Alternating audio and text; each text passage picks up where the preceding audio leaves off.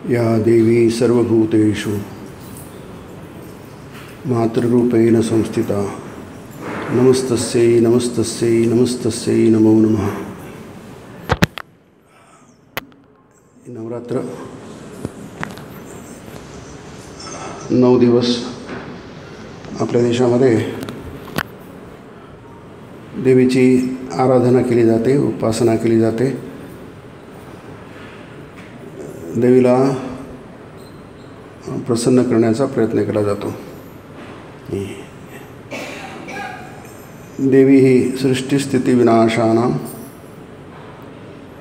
प्रकृती आहे, प्रकृतिरूपा शक्तिरूप आहे, आदिरूप आहे आणि त्या रूपामध्ये आपण तिची प्रार्थना करतो। आरती म्हणजे प्रार्थना, आर्ततेने केलेली प्रार्थना। दुर्गे दुर्गटभारी तुदविन संसारी अनाथनाथे अंबे करुणा विस्तारी। ती प्रार्थना आहे, आपण दिवा लावून ओवाळतो, त्याला आपण एक क्रियामध्ये परिवर्तित केलं, क्रियेशी जोडून दिलं, म्हणून आरती आणि प्रार्थना दोन्ही एकत्र आपण म्हणतो। तुम्ही आज आलेत, एवढ्या मोठ्या संख्येने ठिकठिकाणाहून आज तुम्ही ते उपस्थित झाले आणि आजच्या या आश्रमाच्या कार्यक्रमामध्ये भाग घेतला।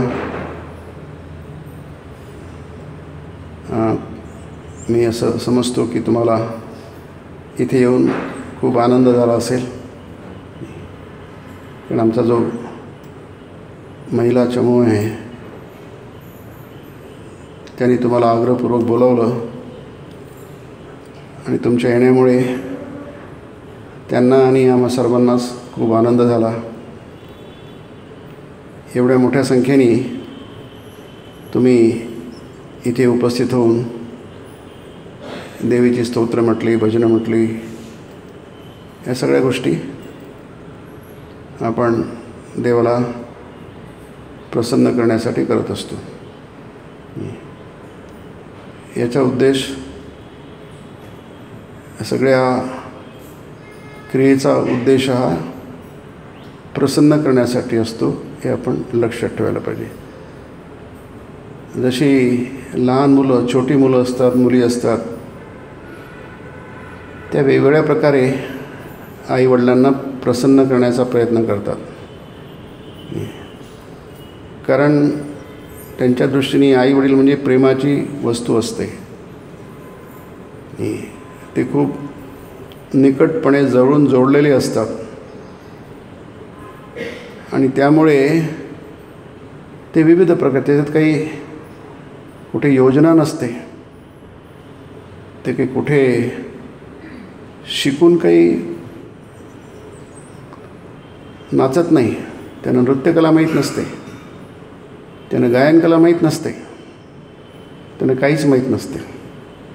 ते अबोध असतात, अजाण असतात, पण ते जे काय करतात त्यांनी आईवडील प्रसन्न होतात, ज्या प्रकारे करतात त्यांनी आईवडील प्रसन्न होतात। कारण जसं छोट्यांना आपले आईवडील खूप प्रेम करण्यासारखी बाब वाटते, तसं आईवडिलांनासुद्धा तोच भाव असतो मुलांच्या प्रती। त्यामुळे दोघेही प्रसन्न होतात। तर हाच भाव आपण जेव्हा देवतांना प्रसन्न करतो वेगवेगळ्या प्रकारे, जसं आपल्यासाठी मुलं खूप छोटी असतात, तसंच देवासाठी सुद्धा आपण फार छोटी आहोत, लहान आहोत आपण। लहानपण देगा देवा, तुकाराम महाराज म्हणतात। आपण वयाने मोठे झालेलो आहोत आणि बऱ्याच त्या प्रकारच्या जबाबदाऱ्या, कर्तव्य आपण करत आहोत। देवासाठी मात्र आपण लहानच आहोत। देवासाठी आपण कधीच मोठे होत नाही। जसं मुलं मुली किती मोठ्या झाल्या तर आईवडिलांसाठी ते लहानच असतात. तसंच आध्यात्मिक दृष्टीने आपण किती मोठे झालो तरी देवासमोर आपण फार छोटेच असतो, लहानच असतो. आणि ते लहान राहणं हेच बरोबर आहे. मोठेपणा आपल्या अंगात न भिडणं, ते अंगात भिनू न देणं, हे शहाणपणाचं लक्षण आहे. आपण जगामध्ये वावरत असताना सगळ्याच गोष्टी असतात, दोष असतात आपल्यामध्ये, सगळे विकार असतात, काम, क्रोध, लोभ, मोह, मद, मत्सर. पण हे देवासमोर सगळे बाजूला ठेवायचे असतात. आपला अहंकार, प्रतिस्पर्धा, या सगळ्या गोष्टी आपण देवासमोर नको. कोणतीही प्रकारची सकामता नको, कारण सकामता देवापासून आपल्याला दूर नेते. सकामतेमुळे प्रेम कमी होतं. देवावरचं प्रेम शुद्ध पाहिजे, मगच ते आपल्याला शांती देतं, मनाला शांत करतं, मनाला सुखी करतं, मनाला प्रसन्न करतं. म्हणून आपल्या प्राचीन चिंतकांनी, मुनी ऋषींनी आपल्याला हे सगळं आपल्यापर्यंत पोचवलं आहे की जेणेकरून आपण जेव्हा प्रपंचात असतो ते प्रपंच आपल्याला दुःखी करतो. आपण सुखी व्हायचा प्रयत्न करतो, जितकं सुखी व्हायचा प्रयत्न करतो तितकं दुःखी होतो. पण देव मात्र आपल्याला, देवाचं सान्निध्य हे आपल्याला सुखी करतं. कारण त्याच्यासमोर जर आपण आपला अहंकार सोडून दिला, आपली प्रतिस्पर्धा सोडून दिली, तो मोठा, मी लहान, किंवा मी लहान, मोठा, तो लहान, तो पुढे गेला, मी मागे राहिलो, नाही, देवासमोर सगळे सारखे, कोणी लहान नाही, कोणी मोठा नाही. वेडी वाकडे गाईनं परी तुझा म्हणवीनं. मुले किती वेडं वाकडं गायलं, त्या आईला ते प्रियच असतं. असंच ह्याच भावनेने आपण सगळं देवाचं करायला हवं. याचा अर्थ त्याच्यात सुसूत्रता आणू नये, शिस्त आणू नये असं नाही, की नाही, ते आणलीच पाहिजे. पण जेव्हा आपण दुसऱ्याचा प्रश्न येतो त्यावेळी मात्र देवासमोर आपण सगळेच देवाचीच मुलं आहोत, त्याचीच बालक आहोत, ही भावना पाहिजे. कारण उपासनेचा, प्रार्थनेचा हाच उद्देश आहे की आपलं चित्त शुद्ध व्हावं, मन शुद्ध व्हावं, मन शांत व्हावं. हे सगळ्या निगेटिव्ह गोष्टींनी, नकारात्मक गोष्टींनी आपलं मन दुःखी होतं, उदास होतं, नैराश्य येते मनामध्ये. आपण जगात स्वतःला सुखी करण्याचा प्रयत्न करतो, पण आपला अनुभव काय आहे? आपण निराश असतो, उदास असतो. काहीतरी धातुरमातुर करून आपण स्वतःला सुखी करण्याचा प्रयत्न करतो, पण सुखी म्हणता काही सुखी होत नाही. सुख जवा एवढे, दुःख पर्वता एवढे, हा अनुभव. म्हणून जितकं जास्त होईल तितकं देवाच्या जवळ जाण्याचा प्रयत्न करावा. त्यालाच उपवास म्हणतात. उप म्हणजे जवळ, वास म्हणजे राहणं. उपवास म्हणजे जास्तीत जास्त देवाच्या जवळ राहण्याचा प्रयत्न करायचा. मूल जेव्हा आईच्या जितका जवळ असतं तितकं ते सुखी, आनंदी असतं. आईच्या मांडीवर जेव्हा बसलं असतं तेव्हा सगळ्यात जास्ती सुखी असतं ते. देवाच्या जितकं निकट राहू आपण तितकं सुखी राहू. नाही, पण आपलं मन सगळीकडे विखुरलेलं असतं, इकडे तिकडे पसरलेलं असतं, त्यामुळे ते आपल्याला जमत नाही. पण असा प्रयत्न करून, अधिकाधिक असल्या प्रकारचा प्रयत्न करून आपण ते साधण्याचा प्रयत्न करतो. आणि ती फार छान गोष्ट आहे. आज 9 दिवस देवीची दुर्गे दुर्घट भारी तुझविन संसारी, अनाथ नाथे अंबे करुणा. काय सुंदर आरती आहे बघा. पुष्कळ जण आपण सगळे आरती म्हणतो, सुख करता दुःख हरता नुसती म्हणतो, पण म्हणायची त्याचा अर्थ नीट जाणून घेऊन त्याचा अर्थ, त्याचा किती महत्त्वाचा अर्थ आहे, किती सुंदर आरती आहे ती, किती शब्द किती सुंदर आहे, रचना किती सुंदर आहे, ते सगळं जाणून घेऊन मग तिला गेले तर तो भाव निर्माण होतो. नाही तर कालही म्हटली, परवाही म्हटली, आजही म्हटली, उद्याही म्हणायची आहे, चांगली गोष्ट आहे, ते करायला पाहिजे. यांत्रिकपणे का होईना करायला पाहिजे, कारण काही न करण्यापेक्षा करणं केव्हाही चांगलं. परंतु तीच गोष्ट जर आपण जाणीवपूर्वक केली, त्यातून एक भाव निर्माण होतो, भावातून प्रेम निर्माण होतं. देवाविषयी प्रेम निर्माण झालं पाहिजे. ती आपली मिळकत आहे, ते अचिव्हमेंट आहे. जन्मभर आपण काय मिळवलं? देवाचं प्रेम मिळवलं. देवावर प्रेम कसं करायचं तर शिकलो आपण. आपलं मन शांत आहे, शांत मन सुखी असतं. आपण ते सुख मिळवलं, आपलं मन एकाग्र आहे. उगाच इकडे तिकडे भटकत आहे काही करत नसताना, असं नाही आहे. ही जन्मभर प्रयत्न करून कष्ट करून मिळवण्याची गोष्ट आहे.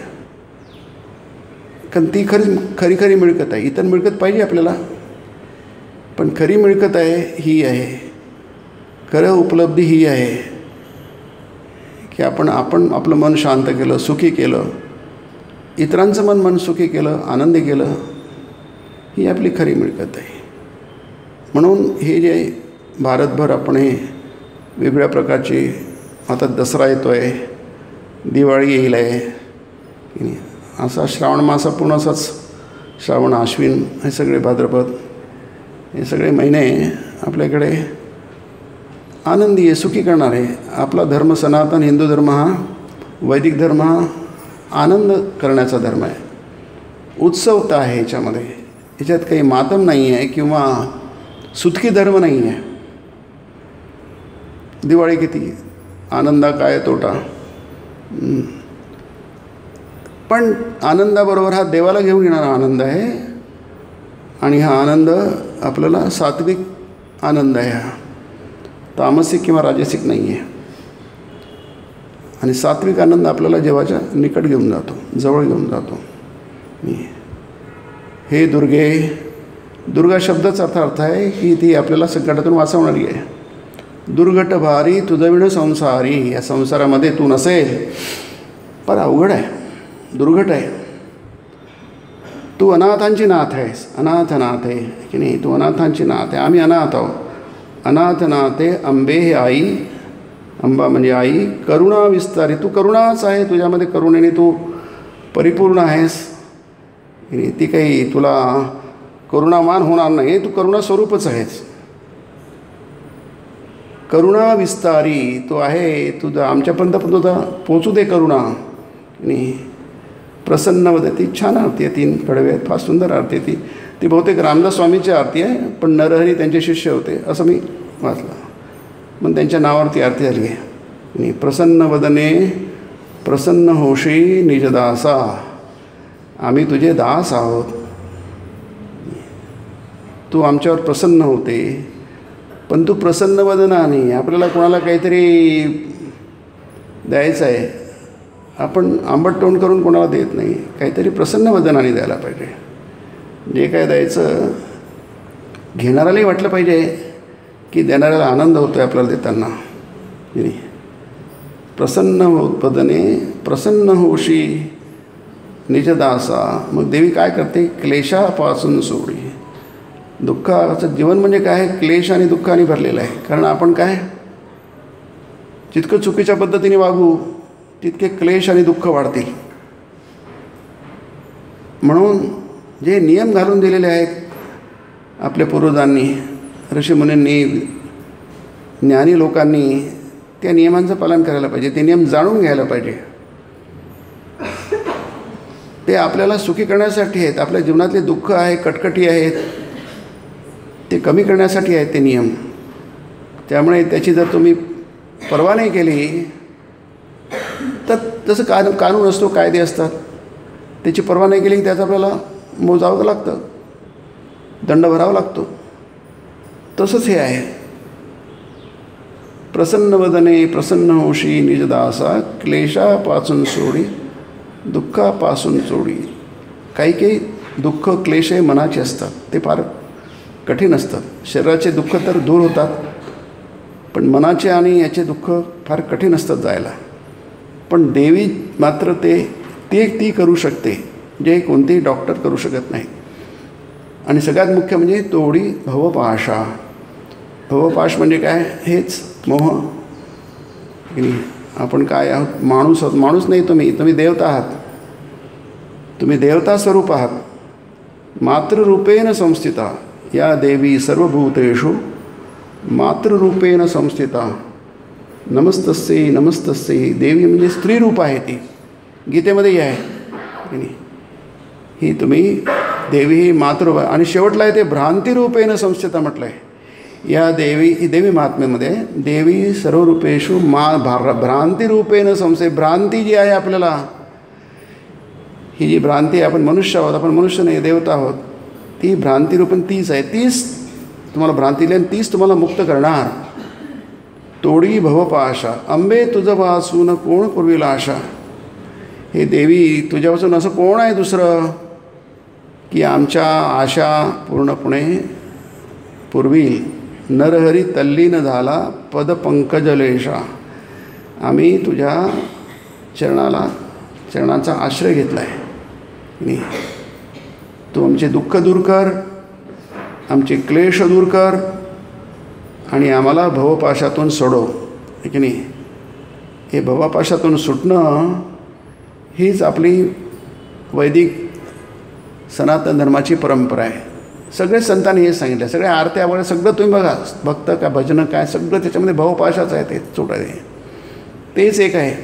म्हणून स्वामी विवेकानंद म्हणतात, भारतीय दार्शनिकांनी आपल्याला एकच आदर्श ठेवला आहे मुक्तीचा. मुक्त व्हा. बाकी गप्पा करून काय फायदा नाही आहे. तुम्ही कितीही सुखे झाले पण ते मुक्त नाही झाले तर काहीच झालं नाही. मुक्त व्हा. बी फ्री. की नाही? तुम्ही मुक्त व्हा. मुक्त म्हणजे भवपाश आहे. तुम्हाला पाश दिसत नाही आहे, पण ते पाश आहे. जन्म घ्यावे लागतात. एक जन्म, दुसरा, पुन्हा गर्भवास, पुन्हा गर्भवास. त्याच्यातून मुक्त व्हा आणि आपण मुक्त होऊ शकतो. नाही म्हणून ही देवीची आराधना. देवी आपल्याला जोपर्यंत जिवंत आहोत तोपर्यंत आपल्याला सुखात ठेवते आणि नंतर आपले भवपाश आहे. कारण आपलं काय आयुष्य काही अनंत नाही आहे. कधीतरीच त्याचा शेवट होतो, परंतु नंतरसुद्धा आपला परलौकिक आहे, पारलौकिक कल्याणसुद्धा देवी साधते, देवता साधतात. धर्माचं काम तेच आहे, तुम्हाला जाग करणं आणि तुम्हाला मुक्त करणं. म्हणून तुम्ही इथे आलेत. आम्हा सर्वांना खूप आनंद झाला तुमच्या आगमनामुळे. तुम्ही दरवर्षीच येता आणि या आयोजित केलेल्या कार्यक्रमामध्ये उत्साहाने भाग घेता. आणि तुमची काही जी आम्हाला थोडीफार सेवा करता येते, आमचा ग्रुप करतो की नाही, ते तुम्ही प्रसन्न मनाने स्वीकारता. पुन्हा पुन्हा मी तुमचे मनःपूर्वक आभार मानतो आणि पुन्हा दरवर्षी असंच यावं अशी मी विनंती करतो. नमस्कार. धन्यवाद.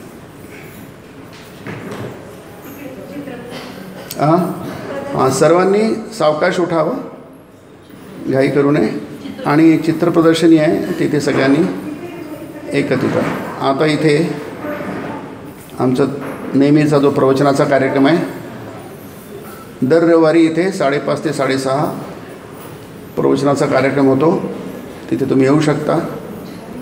आता ते प्रवचन सुरुवात होईल.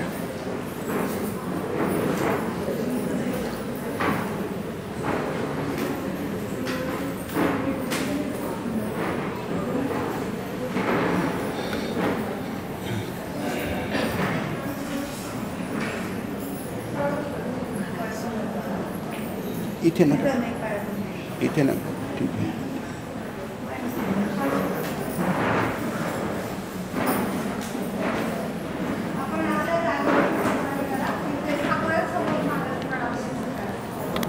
इथे नका. विष्णू गिरधरने आठवण दिली तुमची. कोणी? विष्णू गिरधर मठाचे अध्यक्ष. असं का?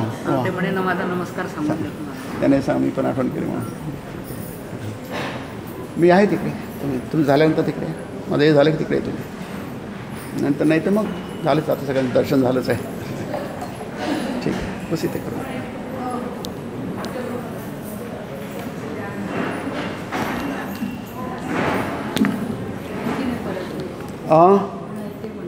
या या या ठीक आहे. इथे